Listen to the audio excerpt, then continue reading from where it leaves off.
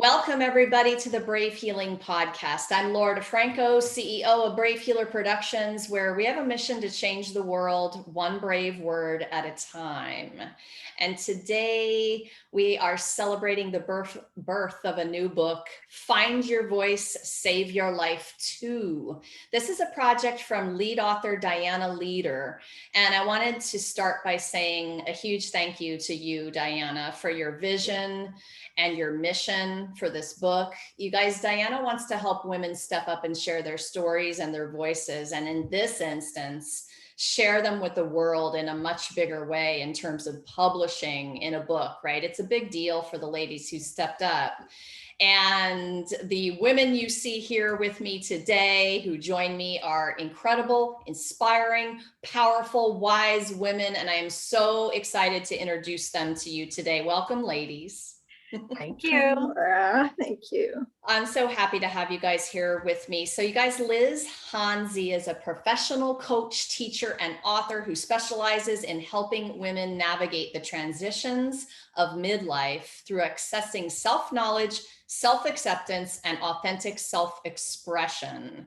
And Miss Kim Almond is a retired social worker, special educator, and therapy dog coordinator who worked passionately with a variety of marginalized groups, including women, students struggling with mental health and learning issues, the elderly, and volunteer populations.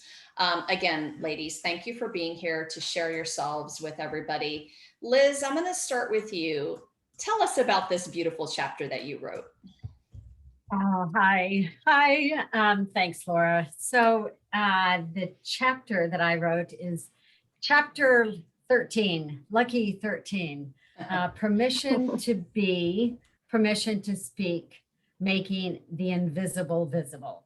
So this was not an easy chapter to write, so it was just a little bit about looking back about my voice, how it developed and where it came from, and it was just tricky because my chapter is actually about celebrating birthdays, because that was the one place that I felt like I had permission to even exist or be. So there wasn't one defining point about, my voice or where I found it. I think there was a little bit that I speak about in my story, not being wanted, right? My mom did not want another child. And that sense of just being a kind of a burden, right? So that voice just never really developed. But boy, oh boy, it just got really authentic and loud as I got older about birthdays. And because we so deserve to be celebrated, right? With whatever expression we have. So it was just odd that this developed through the way that I look at birthdays, how my voice came through in that sense. I don't know, did that make any sense? Can I tell you, first of all, how much I resonated with the birthday story? So I want to say to everyone listening too, that when we share our stories, I think one of the things that paralyzes people from wanting to share is they think it's not good enough, first of all, but they think it's not bad enough. And it doesn't have to be a massive trauma story to make an impact on somebody who's listening. So I'm reading Liz's chapter and I'm so resonating about the birthdays. And I was the one who knows why I attached so much value to the birthday celebration, but man, did I, from an early age all the way through adulthood. And I'm nodding at your story and thinking, I'm the one that's continuing that. And that's an okay thing. That's a good thing, right? And I'm modeling it for my kids. But what else did you want to say about the birthday thing, Liz? Oh, I'm so glad you said that. Thank you. Because that really came through, that there wasn't this big, massive defining, trauma in my life. It was just that it wasn't okay for me to be, really. And I don't know, I'm so glad to have that kindred spirit and birthdays with you, because it's just, It's the best. It's celebrating that we exist and all of who we are. And yeah, so that's really fun to hear. Thanks for saying that.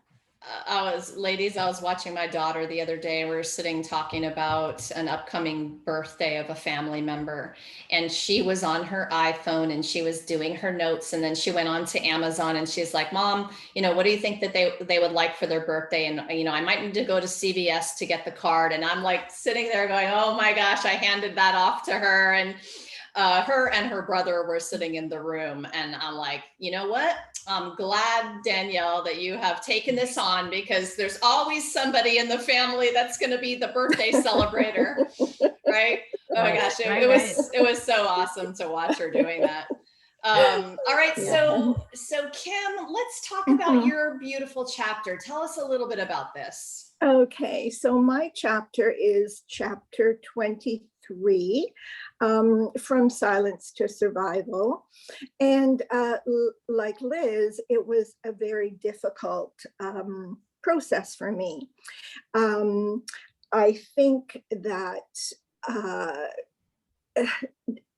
it took me my entire life, really, to the point where I am now, to have really found my voice.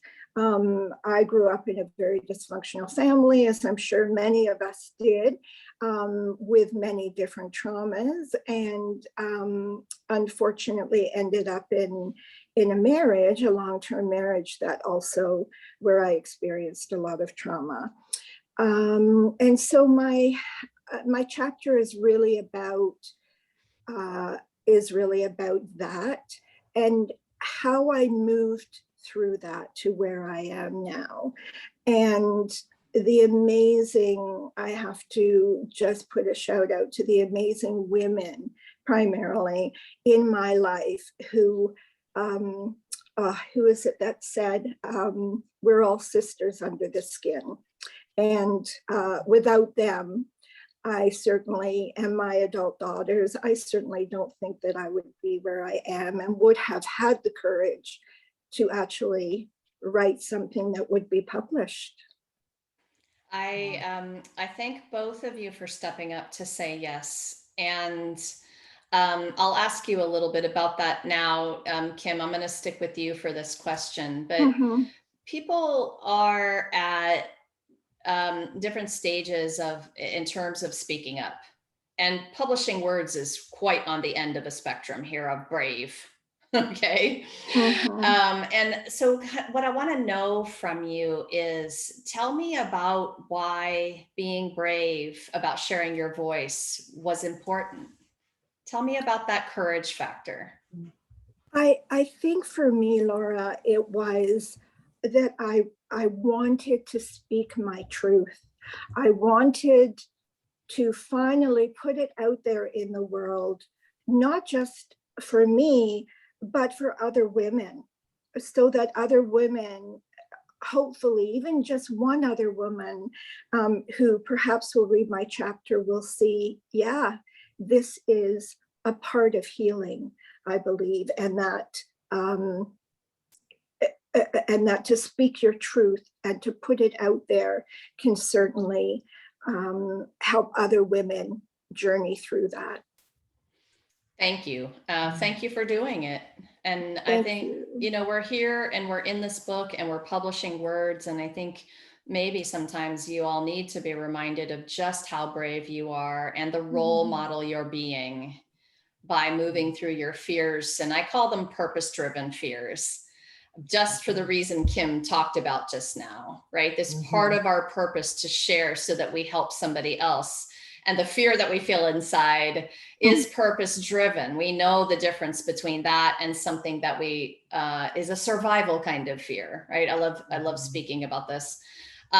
Liz, in terms of your personal journey, talk to me about that putting your brave on. How important was that for you? It's really big for me to talk about myself, to share my story. It's like taking up space, right? So, you're funny when you talk about, be powerful in your answers and concise and all of that, because I can be like one answer to a one word to a question, because I don't have anything more to say, or I don't think that people want to hear more. So the bravery from me showed up in me just taking up space, me talking about my life. It's mentioned in my chapter that there was a big aha moment for me in my early 20s, where I realized that I was rarely, if ever, asked, "How are you?" Like, that, what do you think? How are you? Well, how do you feel about that? So that voice, that's why it was, brave, I guess, for me to share my story. I'm all about teaching other people, and I talk about this also, how easy it is for me to speak when I'm helping someone or informing you or teaching you something. That is a no-brainer for me. But when it comes to what you want to hear about me, you want to like my story. So that's it felt very vulnerable. I think So that's a really key, because I remember you talking about that there was worthiness as long as you were teaching and helping somebody. But then the implied thing is that there was less worthiness if it was just you expressing yourself, your opinion about something or this or that. Oh my gosh, so that's a big deal. it's a and like anything else, sometimes whether it's written or spoken, you don't really see it as fully until you hear yourself saying it or see yourself writing it, that kind of witnessing of yourself, to realize, oh, that was a pattern that I didn't even know really that consciously about me. So that was huge, that um, you know, I can take up space and I can talk about how I feel or how I think. And of course I've done that, in my personal life, but it's taken a bit, but it just, this really brought it full, you know, Yes, full I on. I know. Kim, do you want to add anything about taking up space? This has been such a Yeah. theme in our interviews so Mhm. far. Really. Oh, absolutely. And Liz, I would just like to say, oh, as you were speaking, I was just nodding my head and smiling because I so resonate with that, with your experience also. And I think, and again, I'll say, I think for a lot of women, and that I know that I am a people pleaser, and I was brought up, it was all about everybody else. And if somebody said to me the same thing, Liz, how are you? How are you doing? Even if I wasn't doing well, I would say, I'm fine, but tell me about you. It was always about, I think, trying to reach out and offer up ourselves to others, to somebody else or to other people. And I think that somehow we get lost in that process. And certainly, I know for me, it's just so huge to have written this chapter. I was invited to write in the first volume, and I had agreed to. And when it came right down to it, I wasn't able to do it. I think I was not in a place where I was ready, and just hoped and prayed that the opportunity would come along again, and it did. And I feel it was such a scary process, and yet very powerful, very Liberating. and liberating. Right? Yes. So Yes. thank you. There it is over Yeah. my shoulder there. That's Yeah. the volume 1 back there, you guys. Volume 1. Yeah. So Kim, Yeah. let me stick with you Mhm. and continue this theme a little bit. You guys, storytelling is a form of powerful healing, right? So even in the form of journaling, you guys mentioned being your own witness. I truly believe in that is what the power of it is. You move words out of you, out of your head, onto the paper in black and white. And then when you're reading them, you're feeling and hearing the vibration of your voice, right? And there's something very real about that.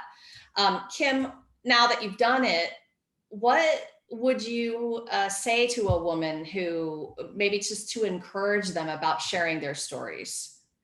Oh, I would absolutely encourage any woman to begin by writing her story, as we all have. Because as you said, Laura, once you see your words on paper and you read them aloud, I think they take on a whole other,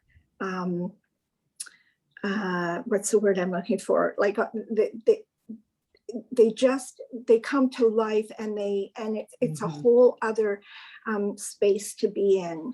I remember when I wrote my first draft, and I just wrote and wrote and wrote. I did not edit. I did not censor anything I wrote. And I would encourage everyone to do that. And I know that you do that also. You encourage everyone to do that initially. And when I was done, I burst into tears because it was such an emotional release. And I think that there's a lot of power in that, in bringing all of those pieces that are inside us that we have kept down for so long to the surface, and to put them out there and to say to the world, yeah, this was my experience. And here I am, I survived it. And so can you. Oh, I love that so much. And really the truth of the why makes you cry.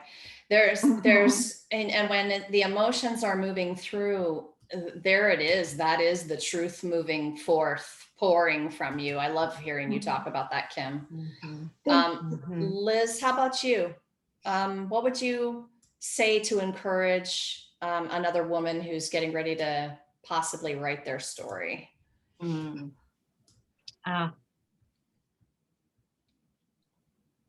know, to not hold back. Like it all matters, and it's all valid, no matter what comes out or what comes forth. I don't know. Sometimes I feel like we live almost unconsciously, you know, within these parameters or somewhat censorship of what we say, how we say it, how we look, what we do, you know, all of that. And you know, like Kim, what you said about it, just it almost has its own life on paper, the storytelling part, which I have also never really done about, you know, on this level, because it's just it's a different,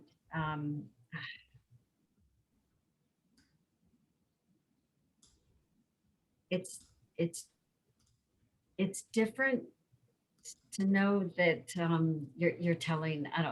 I'm not making much sense. It's hard to access it, actually, you know. Yes. What I would say is just don't hold back, and to do it, and because it is so liberating, and it's such a validating experience. Yeah. Do you guys love those words? Liberating, validating, empowering, healing, all of those amazing words. That's what this is. And that's why actually it's hard to access, especially if you haven't experienced it. Right. So you're hearing in Liz's answer that sometimes it's hard to describe what exactly the palpable feeling inside your body is. Talked a lot about body awareness in the last couple of interviews. And I think I will ask both of you ladies in this kind of way. So, you know, the journey for me has been about the awareness practice. It was through the awareness of my thoughts and words and actions and feelings and sensations, emotions, all of the things, right? That where I could actually make decisions about my voice. about what it meant to me and about sharing it. So, Liz, how was the awareness practice in terms of your personal journey? How did that play out for you? How important was it? It's so important, right? Because it's what I live and breathe. I mean, it's part of my work to really have that alignment of mind, body, spirit. That's where I feel like our authentic voice is when we feel really lined up, where there's not that discord, where your insides meet your, match up your outsides and all of that. So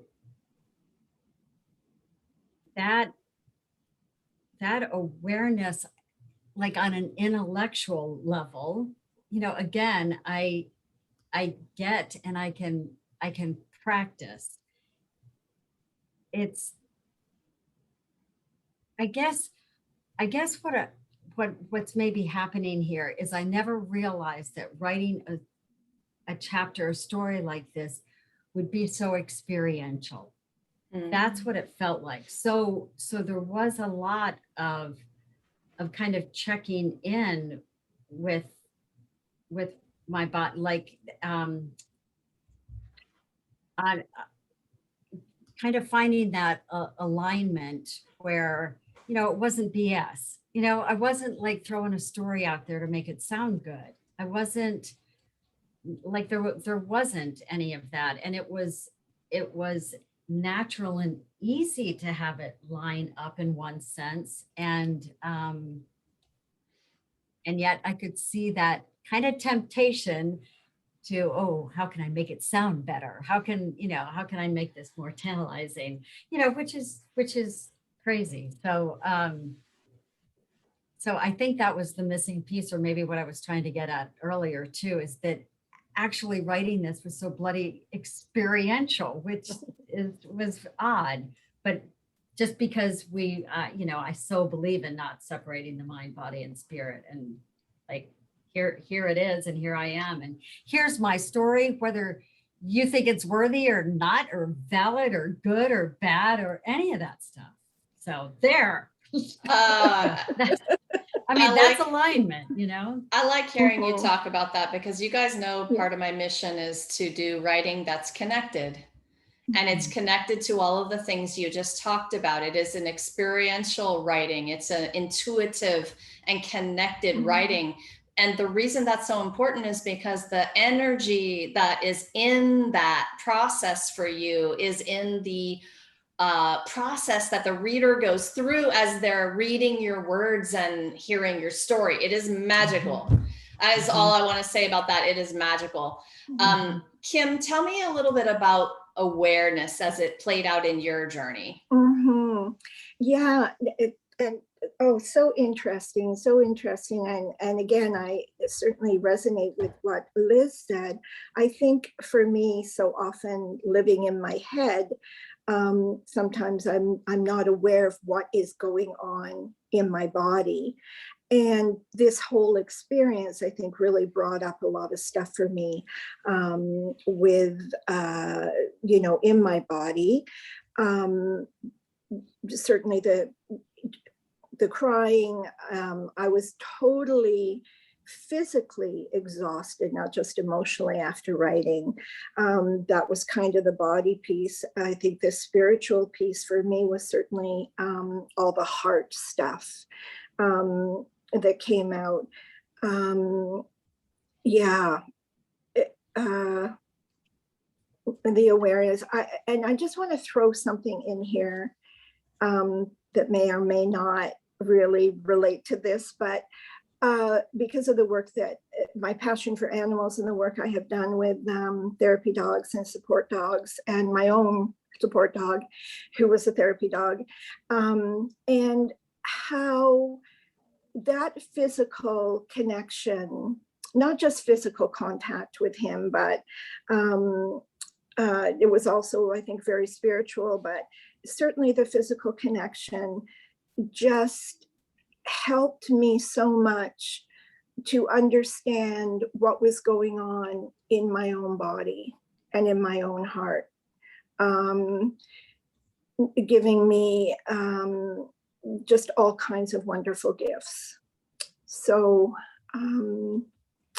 for me, that's a big piece of my life, because I love animals. I feel I really connect with, and that really helped me with my awareness. And that's perfectly related to this discussion, because as you have your pets around you, your animals around you, they tend to be that mirror. And if we are aware and understand what's happening in the connections, like you said, physical, emotional, spiritual, what an amazing awareness. And that can help us. Yeah. Can I add something to that? Please. Yeah.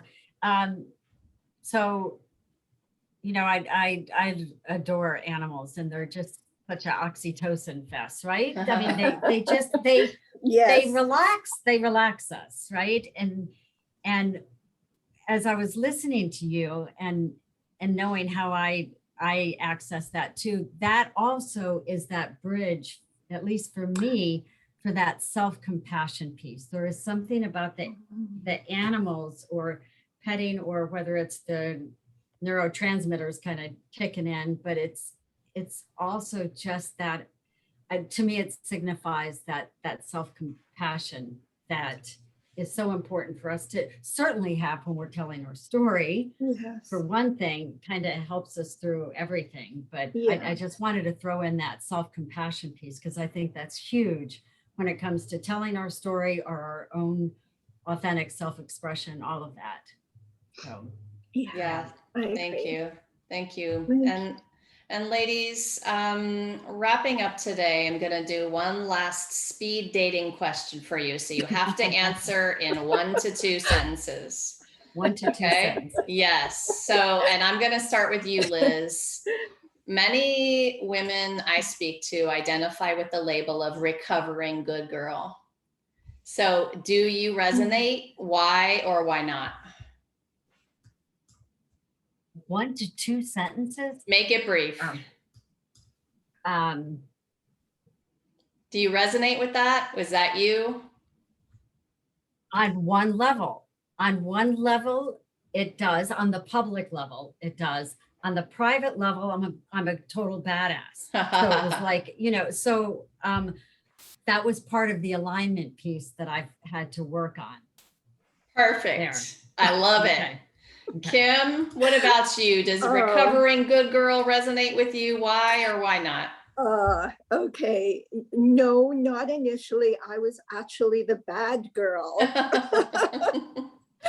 who kind of morphed into more of a good girl, because that was much more acceptable and people pleasing. So interesting. Yeah. Ladies, you guys are you're so awesome. Listen, thank you. Thanks for stepping up to say yes to this project. Thank you for what you do in the world, and honestly for being here to share it out loud again. Thank you both. Thank you. Thank you so much, Laura. Thank you so much. And you too, Liz. Thank you. Yeah, you too. So listeners, great opportunity. Listeners, please join us on the Brave Healer Productions Facebook page on August 3rd at 10 a.m. Eastern, when we're going to be having a pretty cool book launch party to celebrate Find Your Voice, Save Your Life. I'm going to hook you guys up down below in the show notes, where you'll find information about our authors today and all of the things that I'm talking about in terms of our launch party. And of course, if you're listening after August 3rd, well, that means you should get your butt over to Amazon, because you can buy the book, grab your copy, and just enjoy these beautiful women's stories and their wisdom and all of the magic they put into the chapters for you. So lastly, everybody, remember, you were born, so you are worthy. Your message matters. What if the thing you're still a little afraid to share is exactly what someone needs to hear to change or even save their life? It is time to be brave. See you next time, everybody. Bye, ladies. Thank you. Thank you, Laura. Bye.